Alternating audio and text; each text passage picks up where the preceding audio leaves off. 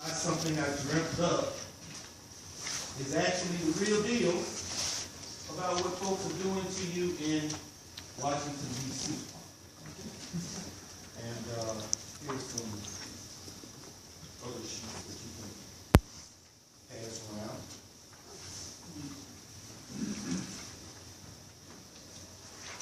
And certainly on enough of these. And I'm going to talk about those in a bit. I'm doing something a little different than I usually do. And that is, I'm going to, here was I find my speech.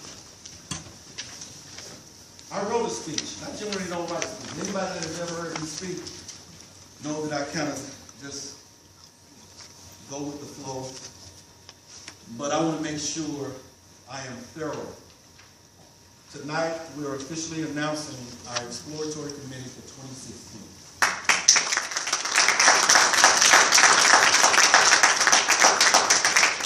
I have every confidence that we will run. But I want to do some acknowledgments. I would be remiss if I did not. I was made possible by the people that have supported my campaign. Every single person that was on our campaign in 2014 was a volunteer. They were not paid. They received no salary.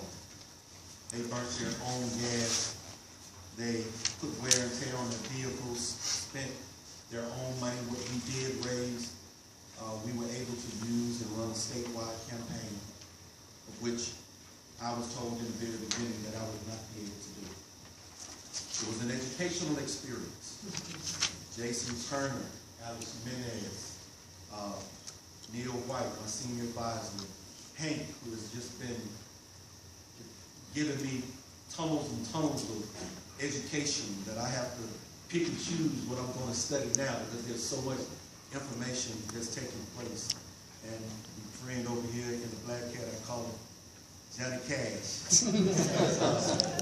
Always been there, supporting me, my friend back here, the back of the room.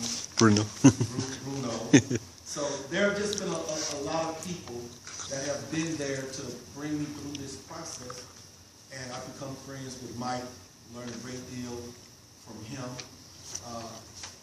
And you don't know how much of a blessing that it is. That is the reason why I'm going to run again. But we can't just do it by ourselves. We have to have help. And I'm hoping that tonight will be the start of the beginning of getting that help. So I'm going to be reading some things because you need to know who I am and why I'm doing this. Something I generally don't do is share my thought process in outlining a speech. This is the first. I feel why I'm running again, and therefore I need you to understand me. If you decide to support me this time, any level of commitment you bring to the table, I will consider it sufficient. And I thank you for it. As I said, I don't generally write scripted speeches, but I want to talk about some specific things. I was where many voters are, and that is caught up with blind spots. And the best testimony is to tell people about your blind spots, your issues, so that they can see, oh, so he's going through that too. And if he can overcome it, I can overcome it too.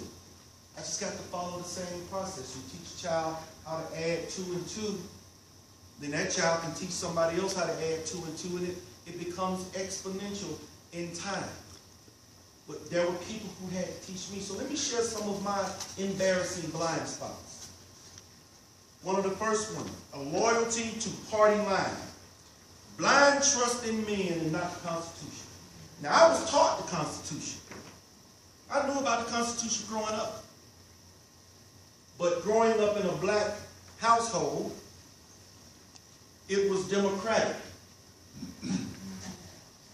And I got caught up in that. It wasn't until I got into the military, serving under Carter and Reagan, that there was a paradigm shift in my thought process. I wanted to be a business owner in America. But only thing the Democratic Party, because as I began to research them and learn, only thing that they offered the black community was more dependency, which I did not want. I don't want to be dependent upon anybody. I want to run my own show. I don't want you running the show for me. That's why I only did 6 years in the military. I didn't want nobody telling me when to get up, keep my bunk made, got to wear a t-shirt. I wanted to call my own shots. So I knew I needed to get out and find another path in life, and it mandated self-sufficiency and not dependence upon the government. And the conservative Republican Party appealed to me because they talked about the ability for an individual to do what they need to do and government not being in their way. So I was able to clear up a blind spot of Democrat loyalty, and I moved to the Republican Party. But that's another story because another blind spot developed, but I fixed that one quickly. Another blind spot. Alan Keyes and Pastor James David Manning warned everybody about Obama. If anybody pays attention and goes back, those two men, and they were lambasted by the black community and put on the air by corporate-backed media in an effort to make them look as though they were crazy, much like they did Ron Paul, because they was talking about this guy. I drank that Kool-Aid, and I'm ashamed to say I voted for Obama. But you know why I voted for Obama? Same reason we got the Tea Party. The Republican Party had stopped doing what they used to do. So I was looking for another way.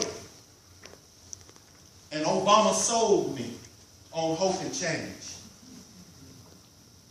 But because I am astute, and I read and I study and I know how to connect the dots, 18 months after being in office, he was following the same policies of Bush. Everything that Bush did, Obama did it better. Bush gave us TARP.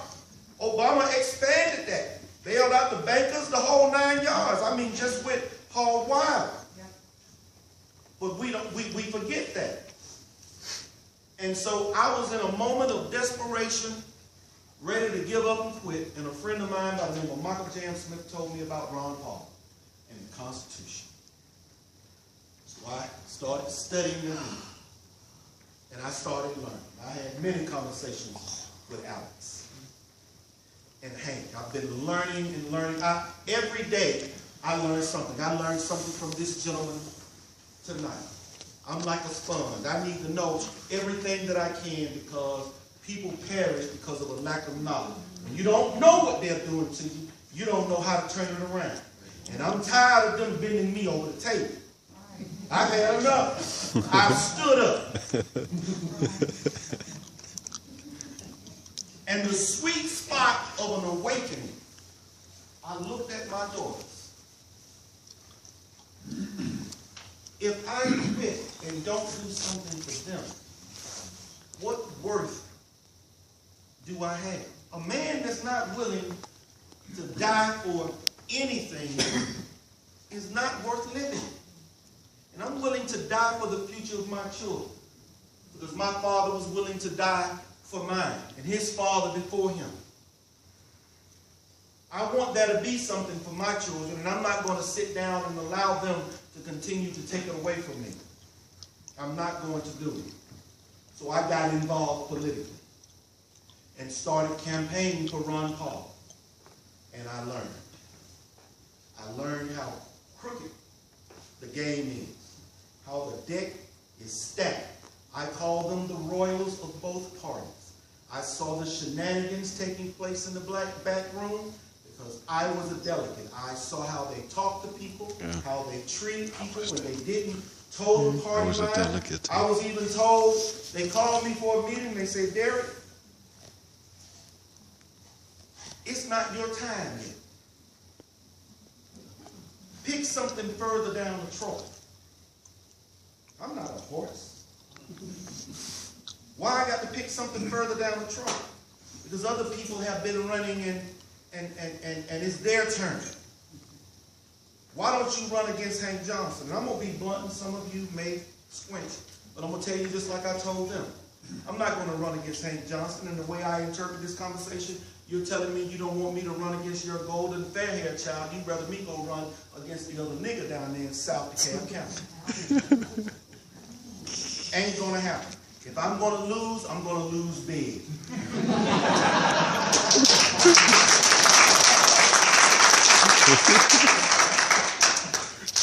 It takes more than waving a flag. It takes self-study. You need to learn about the Constitution. You need to focus on what's happening with national and international events. Hank has brought me a long way when it comes to that, as well as Alex. These are my two go-to guys when I want to know how what's happening here domestically is tied to what's happening around the world.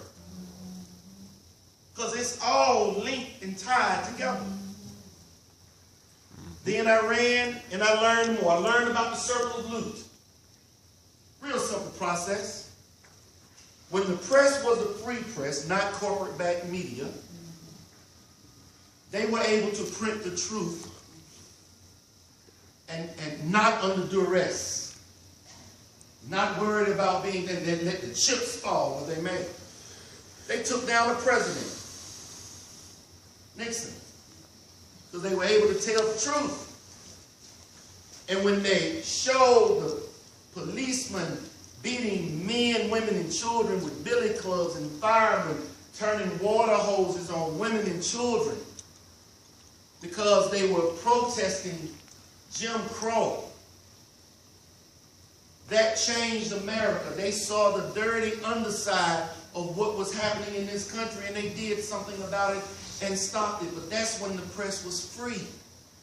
The press is no longer free. They do not tell you the truth. They manipulate you. In the way the circle of loot works, they said, we can never let this happen again. So the 1%ers started buying up the media outlets. They own the majority of television, radio, and TV. And they dictate, television, radio, newspaper, and TV. They dictate what these people write in print and the slant that they put on it so that they continue to manipulate the American voters. So, the 1%ers own the corporate-backed media, the corporations that put out this misinformation. They, in turn, donate money to PACs and super PACs.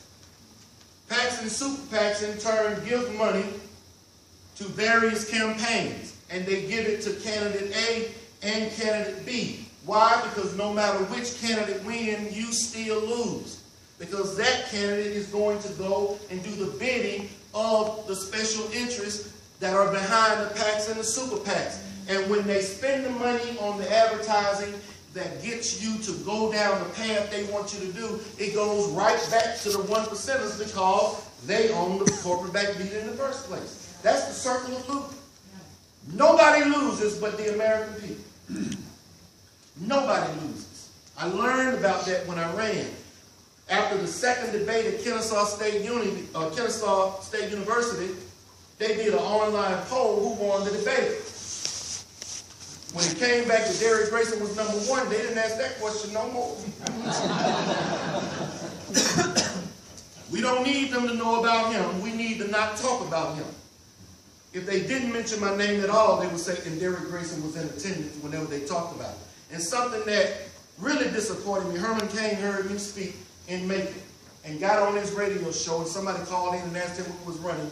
He only mentioned the top 4 prior recycled candidates: Kingston, Gingrey, Handel, Brown, and Purdue, 5. Didn't even mention my name. And the man saw me on stage. That's where we are, and that's when I realized he was one of the pawns too. A lot of people have been talking about Ben Carson. Now don't get mad with me, folks. I'm going to say some things that's going to be hurtful, and I'm going to explain to you why it's hurtful. It's going to get the brass tacks. What makes them able to do what they do is the power that they possess in the uninformed voter. Let me say that again. What makes them able to do what they do is the power in the uninformed voter. That's problem number one. Problem number two is cognitive dissonance. I can tell you the truth about somebody. You're my guy. That's what I call them, my guys. And you just don't know what to do. You'll find a way to not accept it, but it's true. Verifiable. Now see, I tell folk all the time, I deal with low-hanging fruit stuff that's verifiable, provable. It's even on government letterhead in most cases. So you ain't got to wonder about it. I can't tell you the number of times we went somewhere and spoke and people would come and say, you know, I didn't know you was running, but after I heard you speak, I'm voting for you. Time and time. We have a very high conversion rate. But there were some people that still were not willing to give up their my guy, no matter what. If you took one of these sheets, turn to the page, this page here. These my guys, the 10 Republican candidates in Georgia, all 10 voted for Boehner. Now, raise your hands if you think it is okay if an overwhelming number of people want something done that is lawful, moral, and constitutional, and your representative does something to the contrary. If that's okay, please raise your hands. Come on now. I ain't going to be mad. Turn the camera off, Ted, so they can raise their hands.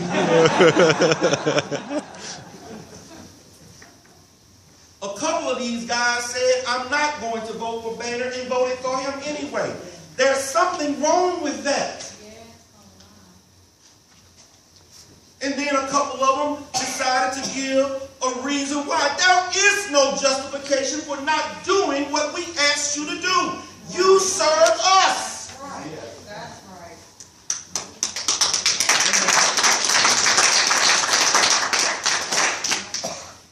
When I first ran and made my first announcement, I said, if you send me to D.C. and put me in that room, I promise you I will change it because the room will become observable. When something is observable, people tend to do things a little bit different. They do things differently. I will serve you. I never said on stage, I want to be your leader. In the first couple of debates, and I will be the leader that will do this, and I will be the kind of leader that will do that. And when I stood up and said, you know what, folks, I don't want to be your leader. I think you're smart enough to lead your own lives. Send me to D.C. to represent the best interests of Georgians. Let me be your servant. They stopped saying they wanted to be a leader. I was the only candidate that said the reason we are where we are is because we violate the Constitution. Well, Paul Brown, he has a 9% constitutional right. So if that 10% violates 40% of my constitutional protections, like violation of my 4th Amendment right, 5th Amendment rights, if that's okay with you, raise your hands. Go ahead. Come on. Come on. Raise your hand. The only thing that's acceptable to me is 100% of the Constitution, 100% of the time.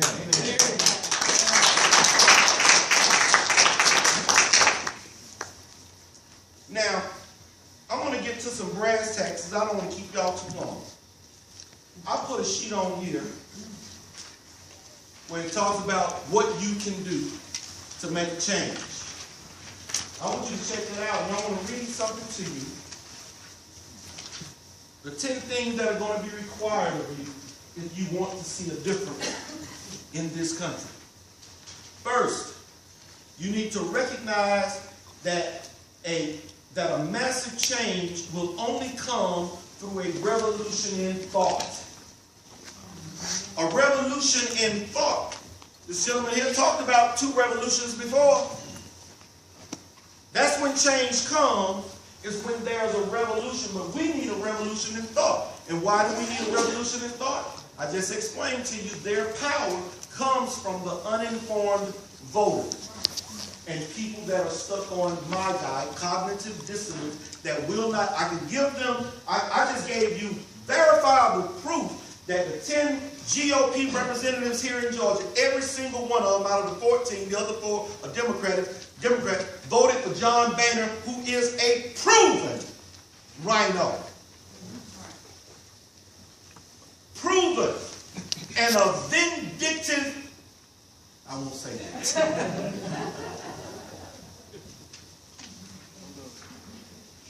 Second, take an honest and fearless inventory of the current situation. People, nothing has gotten better. Nothing. Debt continues to increase. Fed continues to print money. Wars continue to rage. Nothing has gotten better. And now this is where I'm going to mess some of you up. About your my guys. So you got some people up there that everybody thinks is fighting for them. Rand Paul, Just for the Mash, Ted Cruz, and a few others. Can you say ineffective? Why do I need you if we can't stop the ship from going in the wrong direction? Well, there aren't enough of us up here. That's because y'all operate in a vacuum, and I'm going to give you a perfect example. Ted Cruz told the American people, I'm going to filibuster to stop Obamacare. Guess what? He couldn't have stopped Obamacare, and he knew it in the first place. They shut down the government and only hurt federal employees, while non-essential employees, while they still got their paychecks. Most people I know live from payday to payday. Yeah, they got reimbursed, but they had to go, what, 2-3 weeks without a paycheck? And he knew that they couldn't defund Obamacare in the first place because it was passed under mandatory spending and it was the law of the land. Any budget passed, it was going to be funded anyway. But they didn't tell you that because they wanted you to think that they were working for them. This last I like to say omnibus, but that was hard. Everybody keeps telling you, well, we don't want to do this, but now is not the right time, and when we get the numbers, we're going to deal with defunding Obama's amnesty. Obama ain't gave no amnesty. Obama put a moratorium on deportation, but here's the deal. They don't want them deported because people make money off of illegal immigrants. Yep. They don't want them gone. He just put a measure in place that will keep them here. And guess what, people? They will never get amnesty because they will never pass an amnesty bill. Obama just fixed it. All you've seen is just theater. But the real reason, and not a single person in D.C. other than Elizabeth Warren, and she operated in a vacuum on it, she went to her colleagues who could care less rather than coming to the American people, because that's where the power is with you. Rather than doing that, she talked on the floor to them. There's a provision in there under Dodd-Frank. Now, the sign under Obama, after the bailout of all the banks before, that provision prevented banks from being able to have access to investors' money, taxpayer savings. They gutted that. They took it out. It's gone. Now, if they're going to reverse themselves on it, that's left to be seen. But the fact that they voted for it and did it, there's something wrong with that. It passed in the House and it passed in the Senate. And you know how we felt about all the bailouts.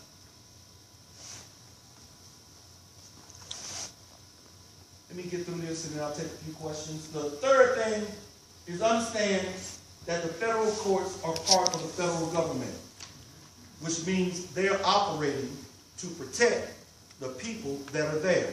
Everybody likes to blame one person, Obama or Bush. What makes them possible are the 535 people that are in D.C. plus those other 9. At any time they wanted, they could have brought charges against Obama for violating his oath of office. They could have done, the courts could have acted. But they won't, because they want him to do what he's doing. And the Supreme Court just made a couple of rulings. You've heard about the militarization of police. Police can pull you over for the wrong reason, but as long as they have a basic understanding of the reason why they pulled you over, it's a legal stop, and if they happen to find you breaking another law, then it would be a good case. This came from the Supreme Court. And another thing that they don't tell you because it doesn't fit the narrative, they'll tell you about black people getting killed by the cops, but they aren't telling you about all the white people being killed by the cops. It's happening to everybody. But cognitive dissonance with middle-class white America, oh, it can't happen to me. Y'all better wake up and smell this coffee. Except that our problems started well before the president took office. They did. Well before Obama. Obama is just continuing it and has accelerated it to no ends. And the next person is going to be worse if we don't elect a strict constitutionalist. View both major political parties as enemies of liberty. Now, I'm a Republican. I'm going to die one. And I'm fighting to get the bastards in the Republican Party out. Good. So that it can be returned to the constitutional system. So I have not abandoned the Republican Party. I believe in those conservative ideals and those principles. And I will fight to clean this party out, but I can't do it by myself. Number 6, humbly admit that you've never cast a vote for federal office that has reduced the power of the federal government. Go on and admit it. Go on and admit it. Go on and admit it. Nobody that you have voted for has done anything that has reduced the power of government. Not a single soul. Because they go up there and they become like the room, or they're nothing more than controlled opposition, or they put on theater to make you think that they're working for them, rather than exposing the people that are destroying this country on a day-by-day basis. And then I was in the same room with some of them 10 folk from Georgia Heights and Collins and some of the Woodall. Heard them stand up. I'm the leader that you need. I will represent you. I'm true conservative. I'm not a rhino. I'm going to... Let me stop that. 7, admit that the feds will never stop the feds. Ronald Reagan already told you the government won't fix itself. Wake up. Number 8, be ready for the long haul. It ain't easy. We ran a statewide race on $25,000. $25,000. Average cost per those 600-700 votes was about $4 per vote. Of course, that was the most efficient campaign ever ran. But we touched a lot of people. And we can touch many more. Number 9, one step at a time. I'm taking the first step. I will give you and my family everything I have, including my blood, to tell you the truth and expose the people that are destroying this country. I will not go to D.C. and become like the room. I will not tell you one thing, do something different, and then explain to you why I violate my promise to you. I won't do that. I will not break my word to you. Number 10, be entirely ready to take a new approach to stopping the federal government. That's when you help Derrick Grayson get to D.C. That's that new step. Because if you send me to D.C., folks, I'm taking you with me. I'm going to take a broom, a flashlight and a whistle. I will sound the alarm when they are getting ready to try and stick it to you. I will sweep the trash out into the streets so you can see what's taking place up in here. And I will shine a flashlight in that room so that you are aware of who the guilty are. And when I do that, I'm counting on you to take out the trash. See, that's where the power is. While we still have the vote, the ballot, we best be using it because they're getting ready to take that away from us. We don't do something different. I'll take a few questions. Have none. I'm done. Questions?